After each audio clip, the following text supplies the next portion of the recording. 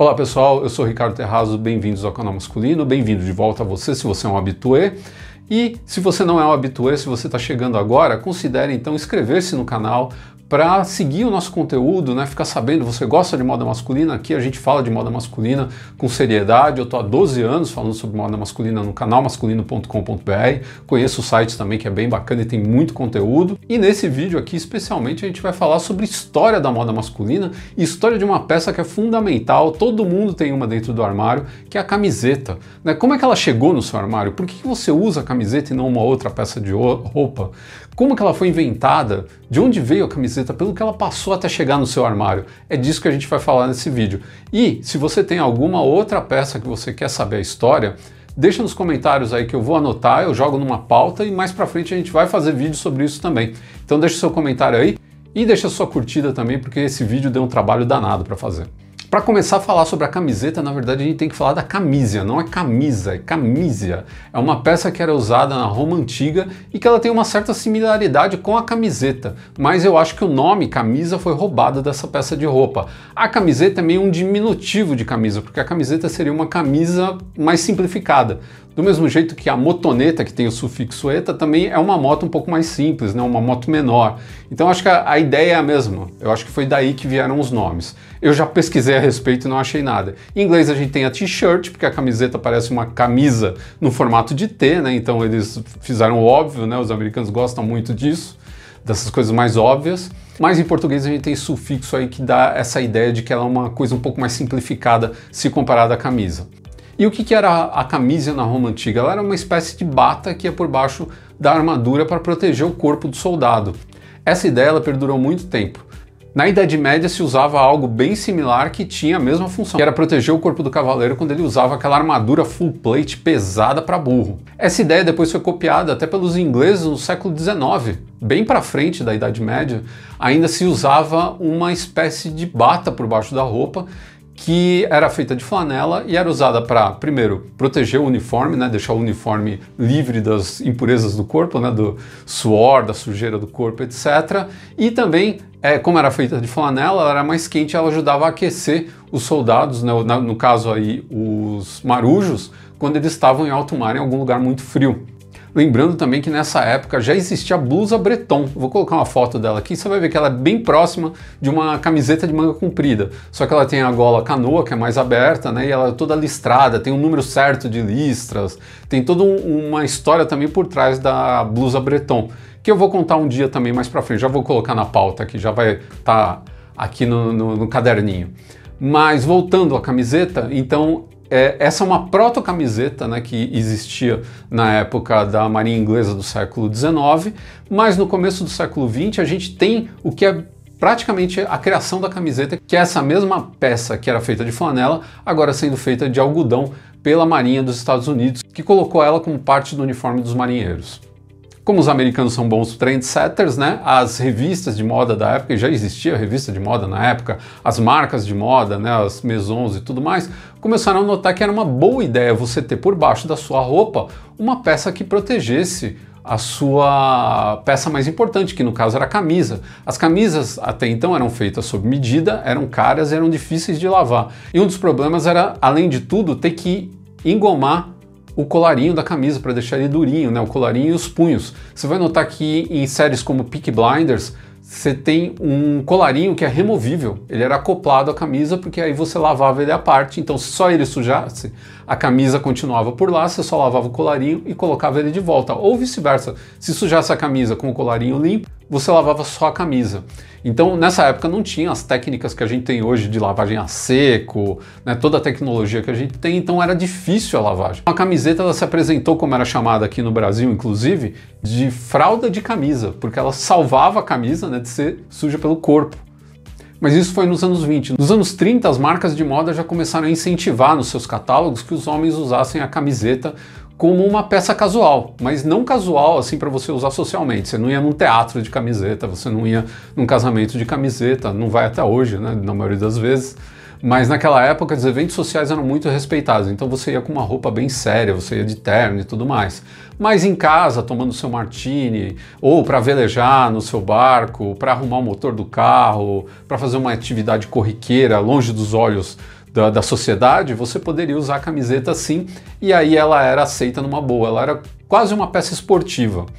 Nos anos 40, o exército dos Estados Unidos adota a camiseta e ela se torna parte do uniforme mesmo. Inclusive ela se torna uma peça considerada até máscula, porque é aquela coisa, bom, primeiro, ela mostra, né, mais o corpo do que uma camisa, e segundo, pelo fato dela ter ido para a guerra e voltado, né? Então tem essa história por trás da camiseta de que ela é uma peça militar também, até certo ponto. No pós-guerra, ainda no final dos anos 40, voltam os militares, né, da guerra na Europa e tudo mais, e muitos deles serviram com motocicleta, né, andando de moto, levando recado, levando material e tudo mais, tudo com motocicleta. Até porque a motocicleta às vezes passa em lugares onde um carro não passa. Muitos deles gostaram dessa vida sobre duas rodas e acabaram adotando a motocicleta como um lifestyle, um way of life. Então era comum eles chamarem o pessoal que serviu com eles para eles se juntarem, tomar uma cerveja, contar as histórias da época de guerra, passear, ir até uma cidade que eles não conheciam ainda, pegar uma rota que tivesse paisagens bonitas e curtir a moto e curtir a viagem. E aí nasceram os primeiros motoclubes. Os primeiros motoclubes foram uma invenção dos militares que voltaram da Segunda Guerra Mundial. Nessa mesma época, um cara chamado Jack Kerouac adorava esse estilo de vida livre, nessa coisa de pegar uma estrada e ir embora com os amigos e tal. Ele escreve um livro que chama On the Road, contando as experiências dele na Rota 66. E é aí que a Rota 66 passa a se tornar algo mítico, né, que todo mundo comentava, por causa desse livro que fez bastante sucesso na época. E é um livro, assim, ele é muito contra a cultura. Ele é um livro que fala de drogas, de sexo, essas viagens malucas do cara, entendeu? Tudo de errado que ele fez, ele colocou no livro. Errado, de certo, do que for. Ele colocou as experiências dele lá. Por que eu tô falando disso? A gente vai voltar nesse assunto quando falar dos anos 60, porque o On The Road criou uma geração chamada geração Beat ou Beatniks, que é uma geração que está muito ligada lá na frente com outro movimento que usou pra caramba a camiseta. Mas agora vamos para os anos 50. Nos anos 50, a gente tem o jovem se descobrindo. A gente tem a criação do rock and roll, uma música completamente jovem, e o jovem, o adolescente, se descobrindo como parte da sociedade. Porque até então, ninguém considerava a existência de um adolescente. Era assim, até os 13 anos, você era uma criança. Passou dos 13 anos, você é um jovem adulto. Você vai se vestir parecido com seu pai, você não tem as suas roupas, você não tem a sua cultura, nada. Tudo é o seu pai que decide por você. Onde você vai estudar, todas essas coisas. Com o milagre pós-guerra americano, o crescimento absurdo dos Estados Unidos, o jovem teve mais tempo para ele, começou a ouvir rock, começou a ir todos os jovens indo para a faculdade, né, todo mundo, muito dinheiro rolando, as pessoas podiam pagar uma faculdade para os filhos, até então era uma coisa de gente mais abastada. Então o jovem ele não está mais trabalhando com 13 anos de idade, ele tinha tempo para estudar, ele tinha que ter tempo para se formar, e lá na frente ele ia se preocupar com ter um trabalho de verdade e se casar e tudo mais. Então esse tempo, que é dos 13 aos 19, em inglês todos têm o teen no final, e são os teenagers, os teen years, né? Então aí que se cria essa ideia de que existe toda uma tribo de jovens de uma certa idade que se identificam por roupa, por música, por atividades, por gírias, etc., e que criam na cabeça da sociedade essa ideia de que existia o adolescente, que ele tinha que ser observado e entendido. O adolescente não quer se parecer com os pais dele, então ele escolhe as roupas que ele sabe que o pai dele não vai gostar. Então ele vai atrás do quê? Ele vai atrás da calça jeans, porque era uma roupa de trabalhador, de cowboy. Então eram pessoas que faziam serviços braçais que usavam calça jeans. E ele passa a usar calça jeans, porque ele sabe que o pai dele vai ficar bravo com isso. Ele quer afrontar a sociedade, ele quer mostrar que ele tem personalidade, que ele tem as ideias dele. Ele vai usar o tênis All Star, que era o tênis que se usava na época na escola para jogar basquete, era um tênis, na época, um tênis esportivo, e ele vai usar a jaqueta, que é a jaqueta da escola, aquela jaqueta varsity, com todos os símbolos dos colégios e tudo mais, e por baixo disso tudo o que ele escolhe? A camiseta, porque era prática, era uma underwear praticamente até uma década e meia atrás, todo mundo não gostava de usar a camiseta normalmente, assim, sair na rua, ir namorar, ir para o cinema de camiseta, e o jovem passa a abraçar isso daí. Para ele é a roupa ideal, porque é a roupa que ela vai contra toda a sociedade. A camiseta nessa parte da história, ela para de ser uma roupa militar, uma roupa de trabalho, uma roupa para ser usada por baixo, um underwear, para se tornar uma peça basicamente fundamental para o jovem. Ele não podia estar sem a camiseta dele. Então, às vezes, ele estava com uma camisa xadrez aberta, ele estava mas sempre a camiseta aparecendo ali, porque era a marca registrada dele, a camiseta, o jeans e o tênis. Aliás, eu falei dos motoqueiros, né? Falei do Jack Kerouac e tudo mais, a gente vai voltar para isso agora falando dos anos 60. E os motoqueiros também influenciaram bastante, porque uma roupa que eles usavam muito era a calça jeans, o coturno, que protegia bastante os pés, a calça jeans que protegia o corpo, a jaqueta de couro que protegia o dorso e a camiseta por baixo porque ela era confortável. Roupas que eram bem resistentes. E ele usava porque se ele caísse de moto ele não podia se ferir muito usando esse tipo de roupa, e ele acabou influenciando também porque o motoqueiro era considerado o maloqueiro. Só para você ter uma ideia, a jaqueta Perfecto nos anos 50 ela foi proibida de ser vendida em algumas lojas na Inglaterra, porque era uma jaqueta de arruaceiro. Porque os motoqueiros, como eles não tinham uma âncora, né, eles não paravam no lugar, então eles eram considerados pelas pessoas os arruaceiros, eles iam de cidade em cidade, né, um motoqueiro podia pegar sua filha e engravidar ela e sumir, sabe, essas coisas assim. Então as pessoas começaram a ver com maus olhos. Só que, de novo, os jovens viam isso como uma expressão de liberdade. Aí a gente tem o movimento beatnik, que já ia para esse lado da liberdade, a gente tem os jovens no final dos anos 50, que também pensavam muito nisso, de descobrir o país, de viajar, de conhecer outras culturas, ou até a cultura americana melhor, conhecer o próprio país que eles amavam tanto melhor. E aí eles passam a também cortejar essa ideia desse visual também. Então entra também a jaqueta de couro, o jovem roqueiro com topete, jaqueta de couro. A gente tem os filmes com o James Dean, como o Rebelde Sem Causa. A gente tem o Marlon Brando no Selvagem, onde ele usa aquele look clássico com calça jeans, camiseta branca e jaqueta de couro e boina. Então tudo isso mexeu muito com a cabeça da molecada da época, e aí a camiseta já fez parte de tudo, ela ia fazer mais parte ainda a partir do momento que o movimento beatnik cria uma ramificação que são os hips. A gente falou lá atrás de drogas, liberdade, paz, blá blá blá blá blá. Isso aí vai acarretar na criação do movimento hippie.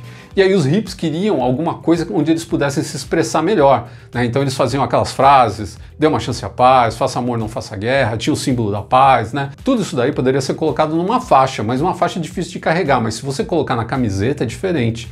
Então os hippies amavam camisetas por causa disso, porque podiam trazer as mensagens, o logo da banda preferida. Nessa mesma época, nos anos 60, as marcas, todas as marcas, de Coca-Cola, sucrilhos, até marca de acessórios automotivos, todas colocavam o logo numa camiseta e davam de presente em alguma promoção na loja. Inclusive, se você pegar o filme Era Uma Vez em Hollywood, o Brad Pitt usa uma camiseta da Champion o tempo todo, que é uma marca de acessório para carro, não é uma marca de moda, mas ele usa como se fosse, porque ele ganhou aquela camiseta em algum momento. As bandas de rock veem o potencial das camisetas, né? No começo dos anos 70 a gente vê já um monte de banda de rock vendendo camiseta, o pessoal pirateando camiseta, as técnicas de silkscreen, né? As técnicas de estamparia de camiseta também começaram a se tornar cada vez mais acessíveis. Primeiro você tinha que ter uma baita oficina para poder fazer uma camiseta, depois qualquer moleque podia fazer uma camiseta no quintal da casa dele, inclusive eu já fiz camiseta no quintal da minha casa, eu já tive uma oficina de silkscreen com um amigo meu. E isso daí facilitou muito na década de 70 e 80, assim, isso cresceu demais, muita molecada fazendo camiseta de banda, e aí a gente tem um outro fenômeno também que eclode nessa mesma época, que são os esportes radicais. A gente tem o skate e o surf surgindo nessa época e trazendo toda uma cultura, uma contracultura também junto com ele, né? Eu falei dos beatniks, né? Dos hippies e tudo mais, e a gente tem mais contracultura aí dos roqueiros, dos skatistas e dos surfistas, com todo também um visual deles, né? Toda uma comunicação própria deles ali, que eles podiam jogar nas camisetas. No final da década de 70, um monte de marca estava fazendo camiseta já para surfista e para skatista, né? Essas camisetas com visual mais chamativo, aquela coisa da camiseta do surfista com uma onda, com hibisco, com uma mina deitada no sol de biquíni, essas coisas assim, já começaram a rolar no final dos anos 70. No começo dos anos 80 acontece uma coisa importantíssima. Um cara chamado Sean Stussy resolveu fabricar pranchas de surf. Aí ele foi participar, no começo dos anos 80, de uma feira de negócios e levou um monte de prancha dele e mandou fazer umas camisetas para divulgar a marca dele na feira e não para vender. As pessoas compravam as pranchas, né, os lojistas ou até o público final comprava e queria comprar camiseta também, só que ele não tinha camiseta para vender lá, então ele pegou pedidos. Ele achou que ele ia vender muita prancha, mas na verdade ele vendeu até as pranchas que ele tinha, só que vendeu também 1000 camisetas em 3 dias de feira, que ele não esperava, ele não era uma marca de camiseta. E aí ele notou que as camisetas poderiam ser um grande negócio para ele, já que elas estavam ligadas a todo esse ambiente aí dos esportes radicais, e ele curtia isso daí e estava se enfiando nesse meio. No começo ele vendia as camisetas que ele fazia no porta-mala do carro dele, em poucos anos ele começou a abrir lojas, a marca dele foi praticamente assim a gênese do streetwear, como a gente viu ele surgir nos anos 80 e foi evoluindo. A Stussy é basicamente isso, é considerada uma das marcas mais importantes, se não a mais importante de todas. Nos anos 90 surge também outras, né? A gente tem a Vision Streetwear, que teve aqui no Brasil, o Turco Louco, que é dono da Cavalera, teve essa marca aqui no Brasil, ele licenciou a marca. Você pode ver às vezes em filme o logo desses caras aí. Eles patrocinavam bandas como o Testament, o Sepultura, e ao mesmo tempo patrocinavam rappers. Era uma coisa, o streetwear ele junta muito as tribos, né? Você tem muito essa galera do rock misturado com o punk, misturado com o rapper, né? E todo mundo unido nessa ideia também de usar uma camiseta que tenha uma mensagem ali que esteja ligada com ele, que identifique a tribo dele, né? A camiseta ela tem muito essa função, e eu vou falar disso em outro vídeo. Aqui a gente está falando de história. Nos anos 90 também teve um fenômeno que está voltando agora, que são as camisetas de gola um pouco mais alta. Já vou dizer para vocês logo de cara, isso não é uma boa ideia, porque isso é quente para burro, gente.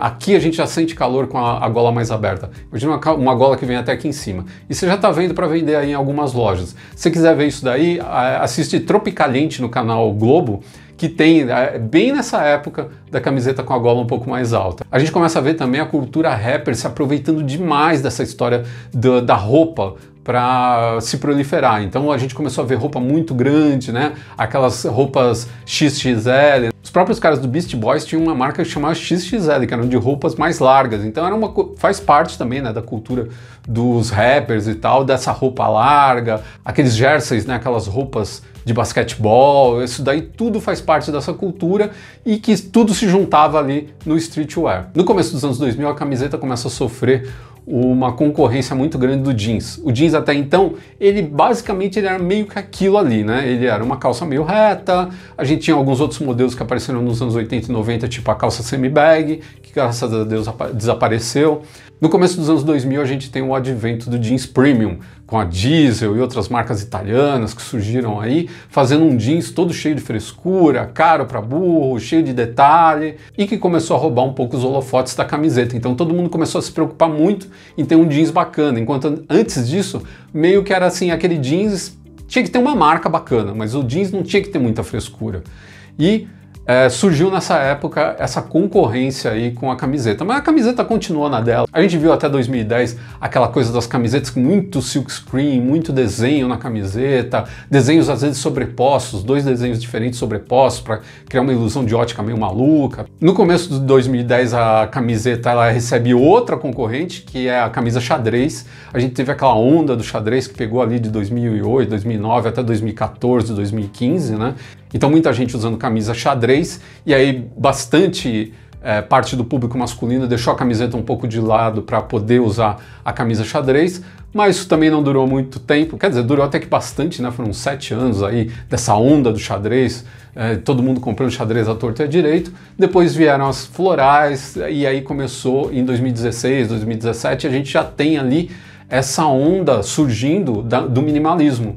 E aí a camiseta ela passa a ter cada vez menos elementos visuais nela. Ela vai ficando cada vez mais simples até chegar no que a gente tem hoje, que é aquela camisetinha básica que a gente tinha no começo de tudo, que eram usadas pelos soldados, depois pela molecada dos anos 50 tal. É essa camiseta que a gente tem hoje, tipo essa que eu estou usando aqui. Mas a camiseta continua aí, ela só vai pulando de um lado para o outro. Quando fica a moda um pouco mais rebuscada, ela fica rebuscada também.